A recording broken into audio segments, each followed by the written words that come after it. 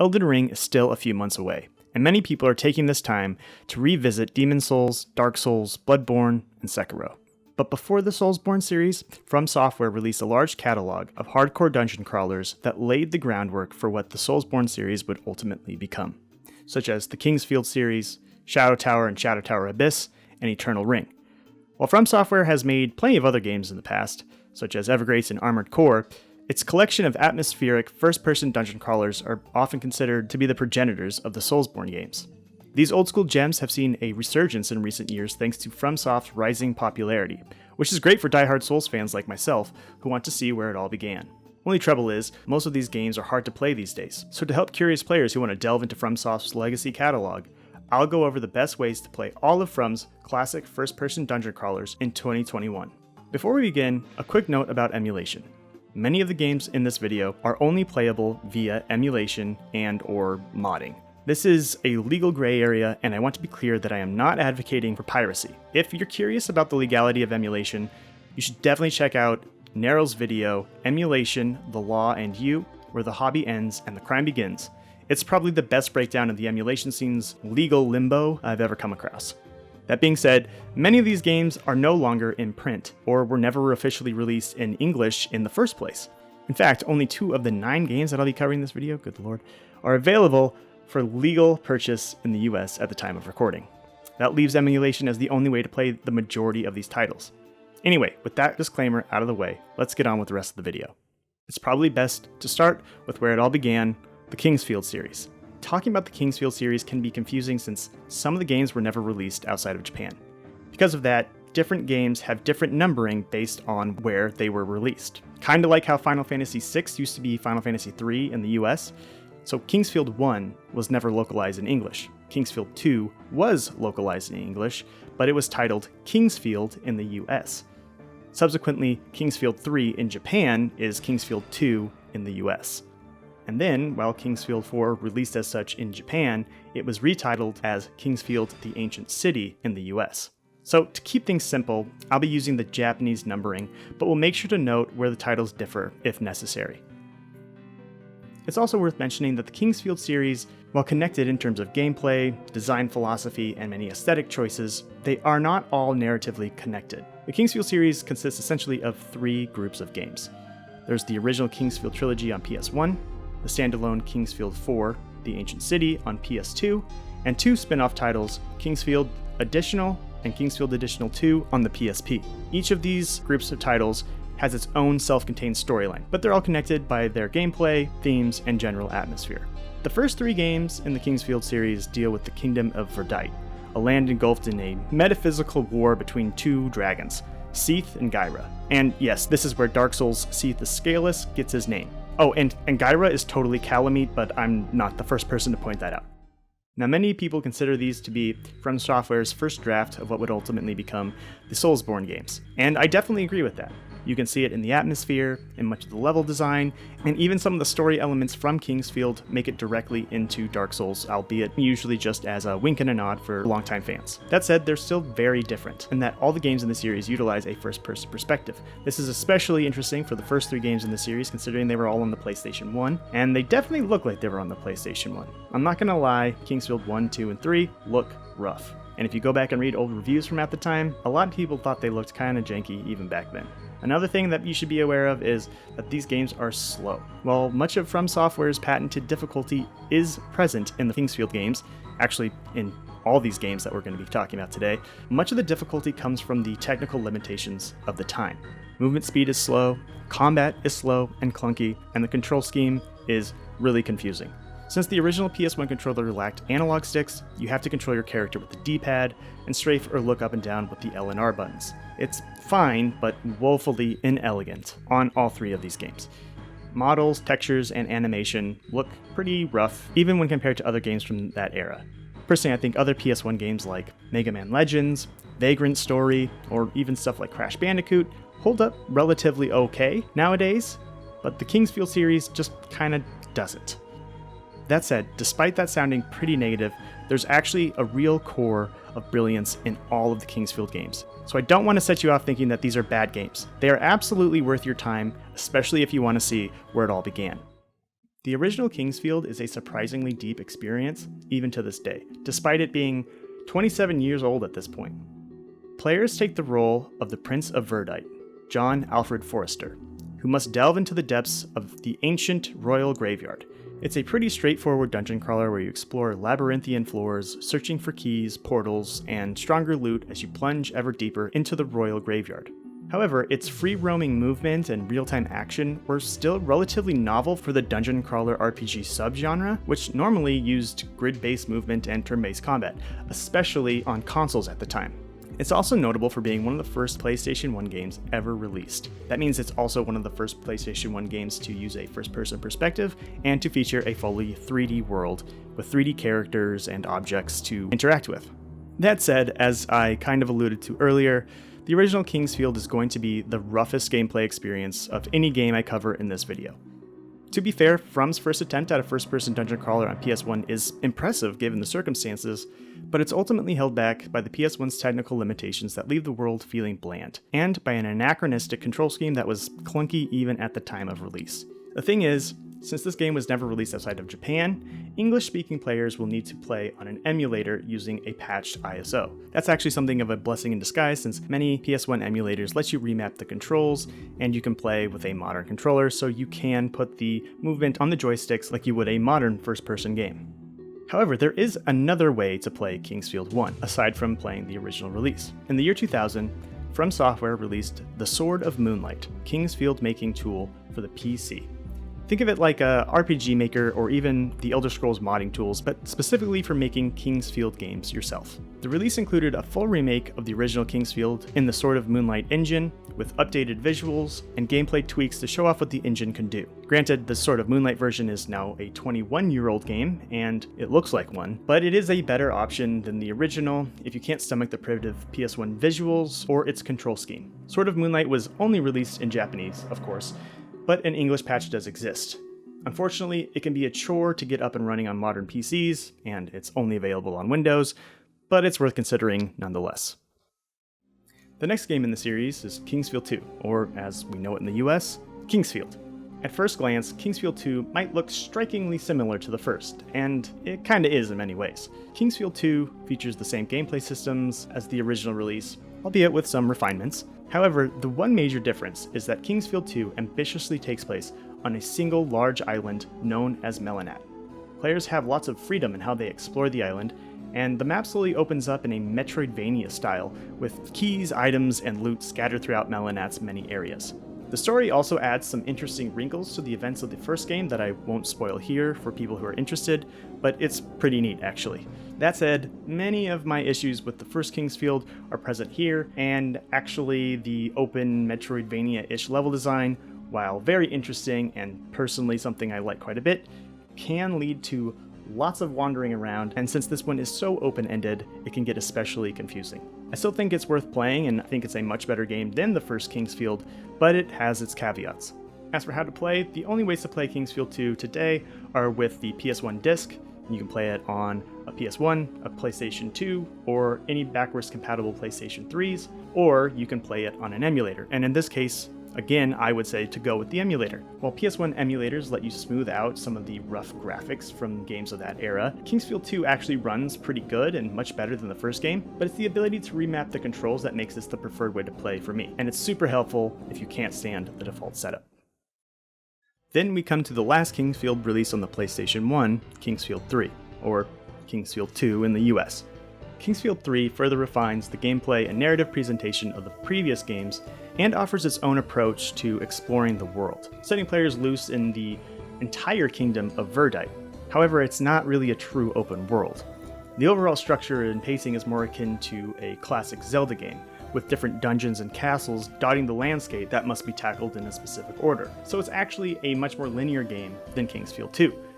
The dungeons themselves offer the sort of winding, intricate level design that From Software is known for. The lands between these dungeons are larger, and they're more fun to explore. This game also has a pretty good fast travel system available. I mean, all the Kingsfields do, but this one is notable, in my opinion, being the most helpful.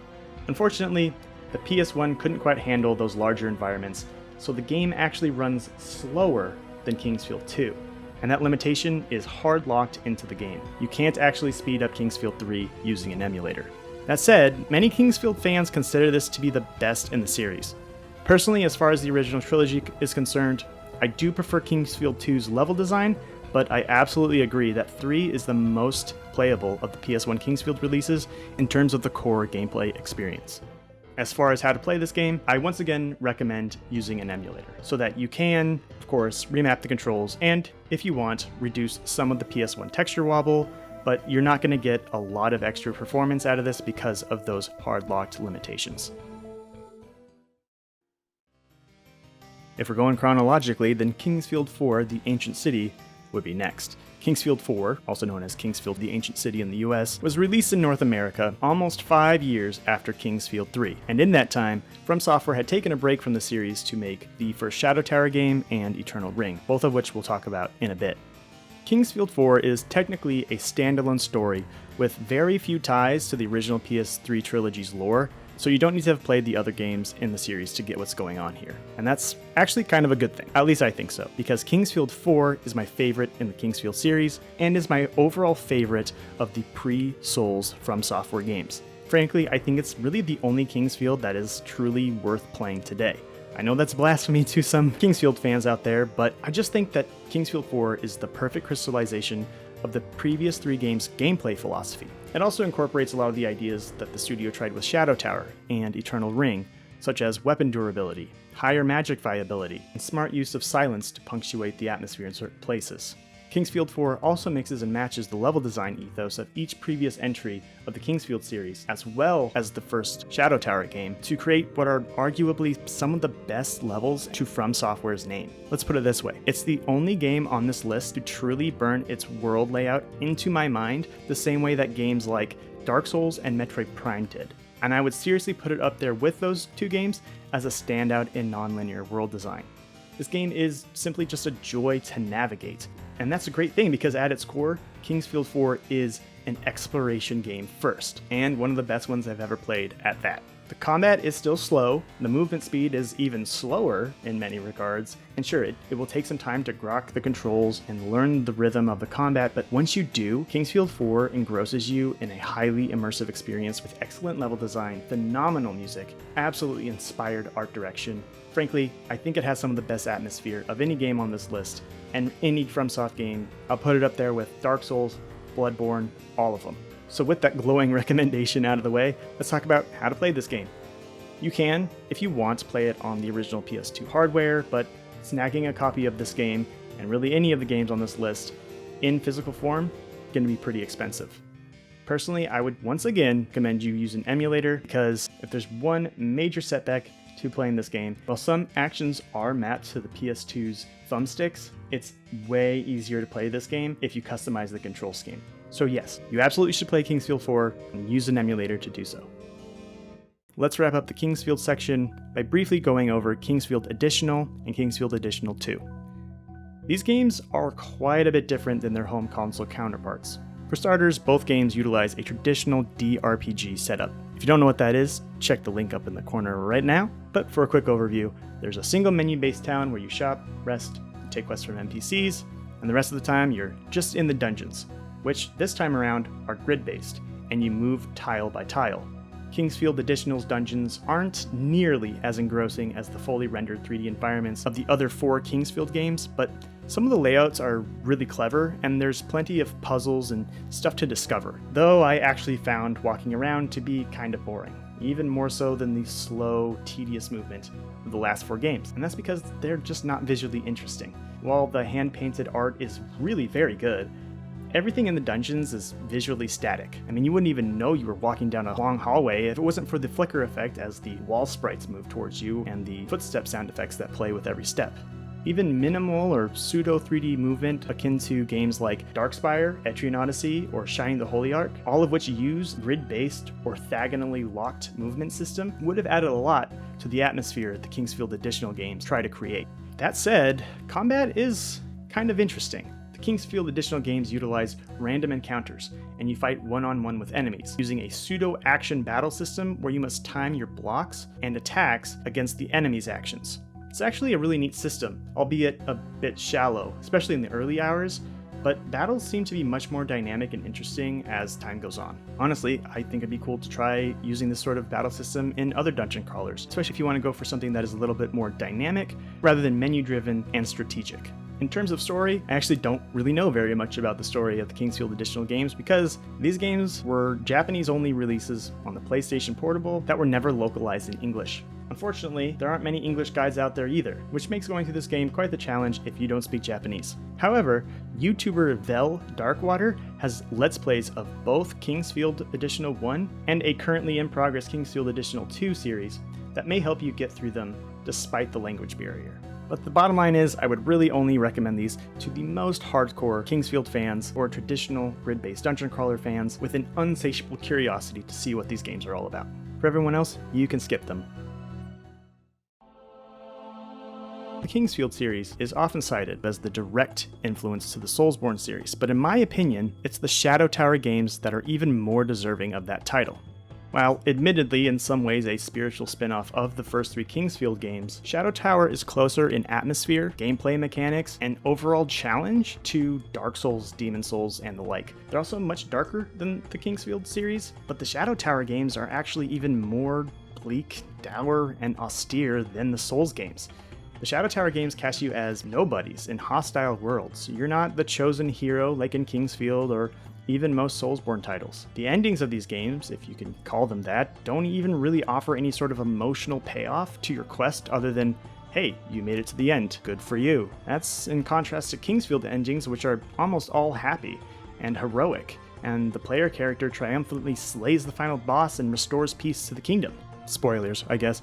More spoilers, the endings of both Shadow Tower games are just straight up ambiguous. You don't even know the ultimate fate of your character or if their quests were successful. Not even the Souls games are that ambivalent about your quest.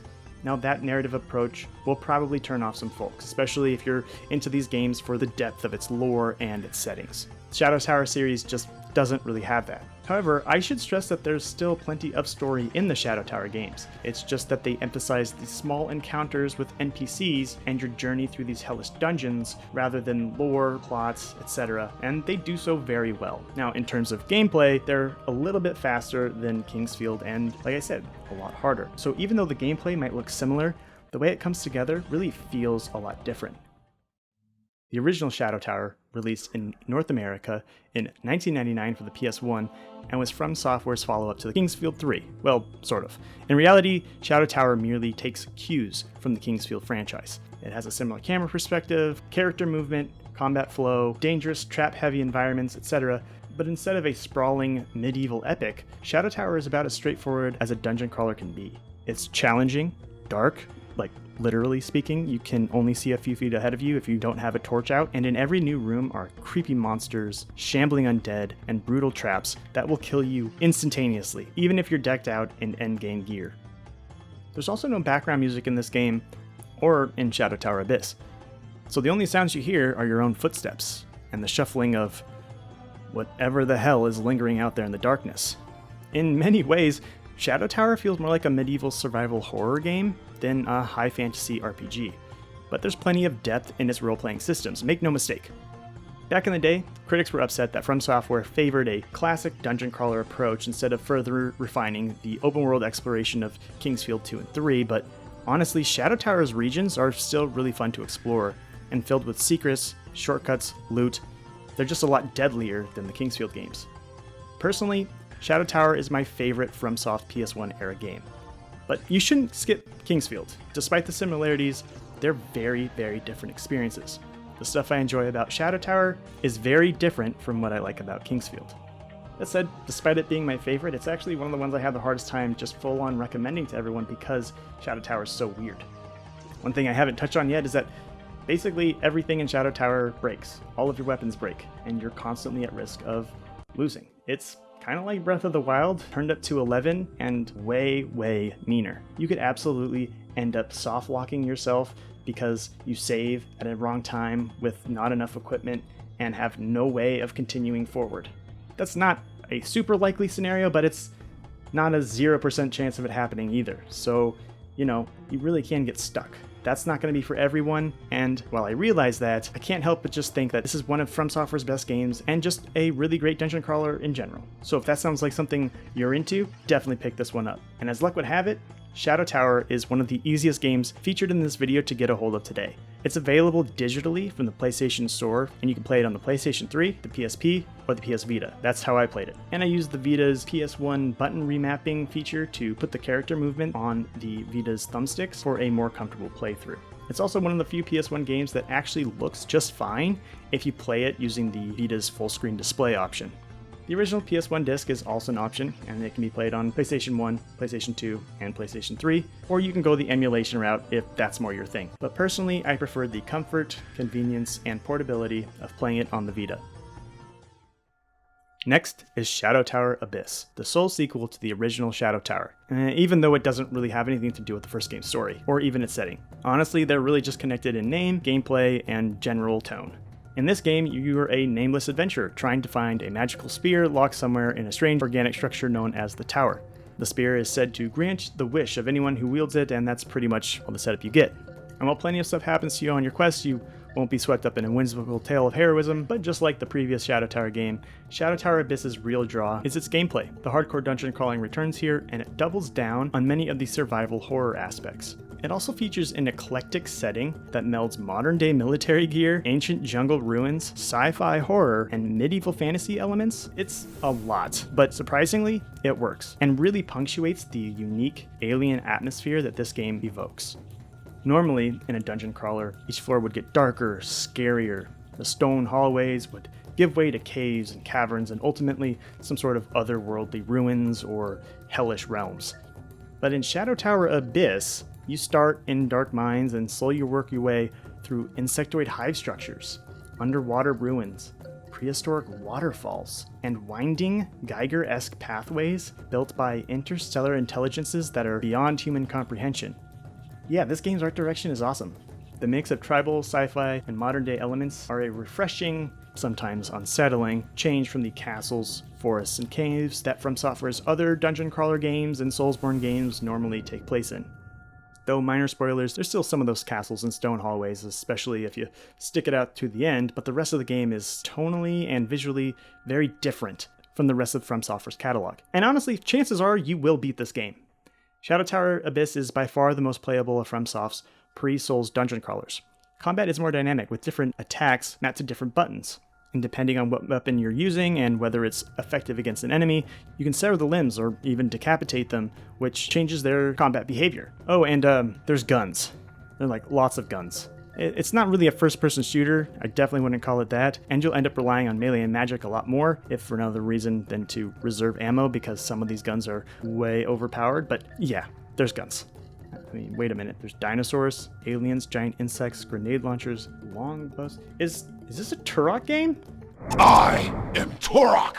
In all seriousness though, the gameplay is the quickest and most modern feeling of the games in this video. Shadow Tower Abyss is also easier than the original Shadow Tower because there's more resources, there's more items, and it's a lot harder to find yourself stuck because you don't have anything to move forward with. That said, it's still pretty much just as challenging and mysterious as any other From Software game you can name. And here's the kicker. Shadow Tower Abyss manages to deliver a full dungeon crawler experience in just under 8 hours of gameplay.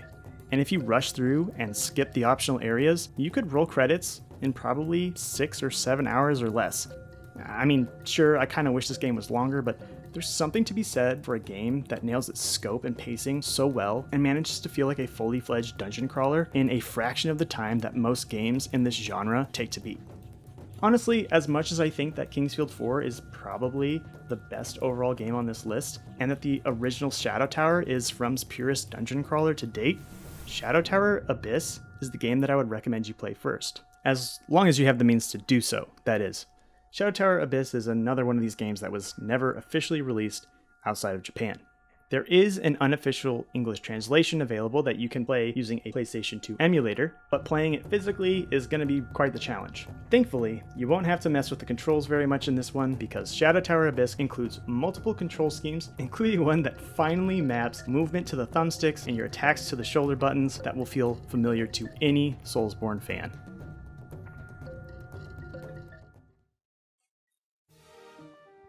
Finally, we come to Eternal Ring. Yes, that's right. Elden Ring is not the first FromSoft game to start with the letter E and end in the word ring. However, I doubt either game will have anything to do with each other, since Eternal Ring is a singular offshoot with very few connections to any of the other games on this list, and I strongly doubt it'll have any connections to anything in Elden Ring, but who knows, From Software really likes Easter eggs, so something could show up. Anyway, Eternal Ring was a PlayStation 2 launch title, and while Eternal Ring is another first-person dungeon crawler RPG, it emphasizes ranged magic, which is pretty different from most of the other games on this list.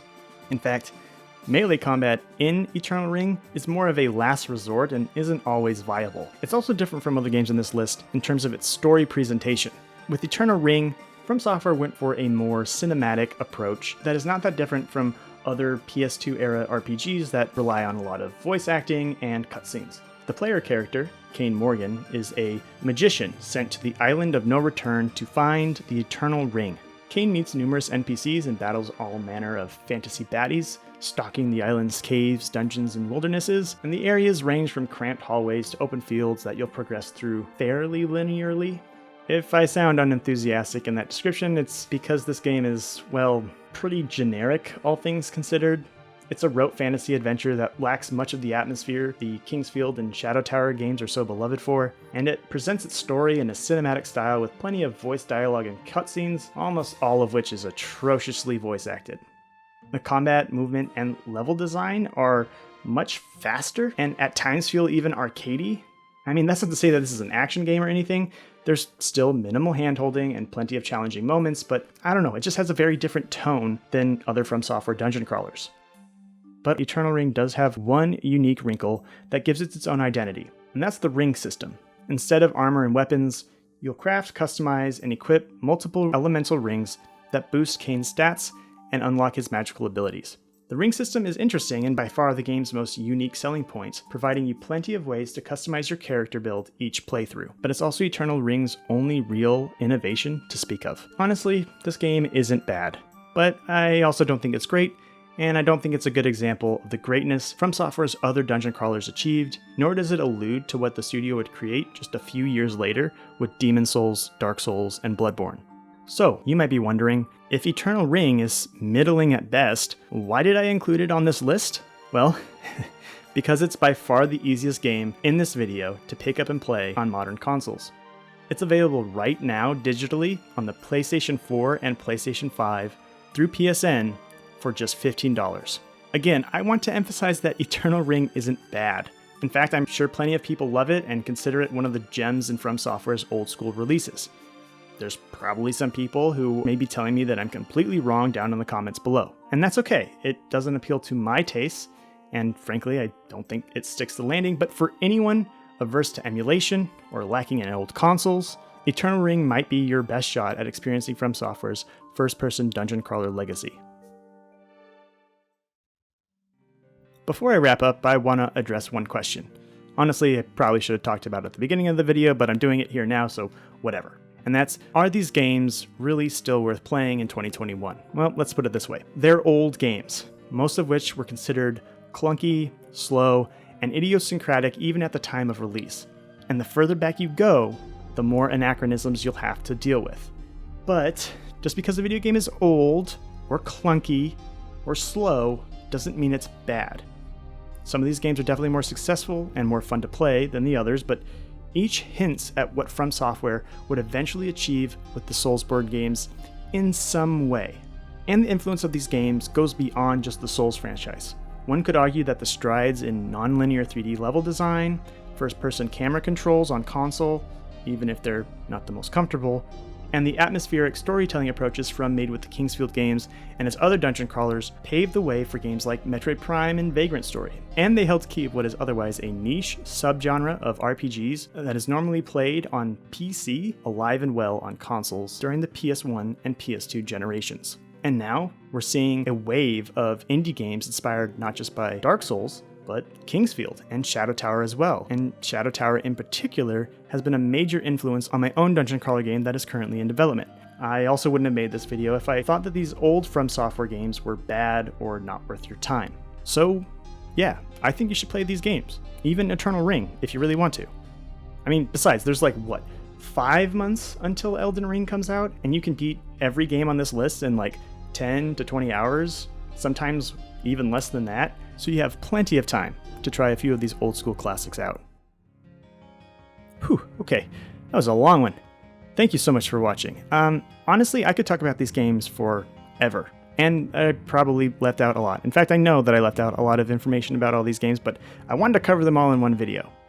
So if you feel like you need to know more, head down to the description box down below. I'm going to include links to reviews and Let's Plays about each of the games that I've discussed here today from other content creators that I really admire. People like Iron Pineapple, Aesir Aesthetics, Michael Snow, Lex, and Vel Darkwater. I'm also going to include links to several written reviews from a great blog called Kimmy the Game-Eating She-Monster, plus you'll find links to that narrow emulation video that I mentioned at the start of the video down there as well. Again, thank you so much for watching.